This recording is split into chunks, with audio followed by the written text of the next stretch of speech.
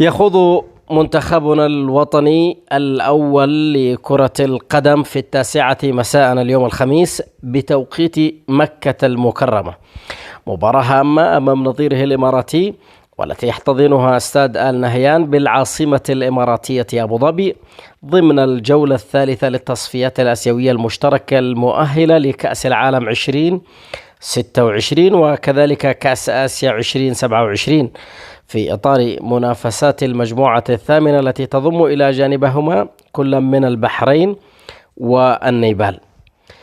يتطلع المنتخب الوطني لكرة القدم للخروج بنتيجة إيجابية تحت قيادة المدرب الجديد الجزائري نور الدين ولد علي، الذي يسعى لتسجيل بداية قوية له في مشواره التدريبي مع أسود سبأ.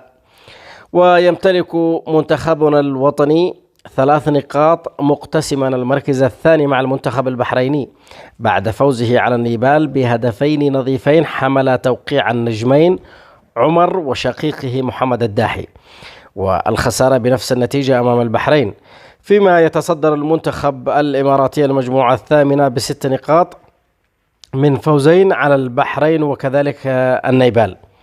طبعا المواجهات السابقة بالنظر إلى اللقاءات السابقة التي جمعت منتخبنا الوطني والمنتخب الإماراتي الشقيق، فقد التقى المنتخبين في 14 مناسبة، منها 11 مباراة رسمية و3 مباريات ودية. حقق منتخبنا الوطني الفوز على نظيره الإماراتي 3 مرات مقابل 11 فوز للمنتخب الإماراتي.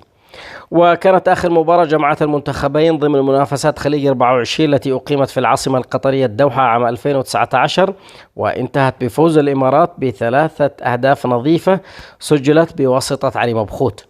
وعلى صعيد التصفيات الآسيوية التقى المنتخبين الوطنيين منتخبنا الوطني ونظيره الإماراتي في 5 مباريات، حيث فاز منتخبنا الوطني في مباراتين. الأولى كانت عام 2001 حيث فاز منتخبنا الوطني بهدفين لهدف، وسجل هدفي منتخبنا اللاعبين الدوليان المتألقين عبد السلام الغرباني وعلي النونو.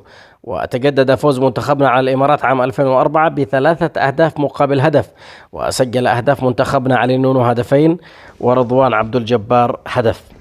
إذن مشاهدينا، يشرفني قراءة آرائكم، تعليقاتكم، وجهة نظركم أنتم أيضا حول نتيجة مباراة منتخبنا الوطني الليلة مع شقيقه المنتخب الإماراتي.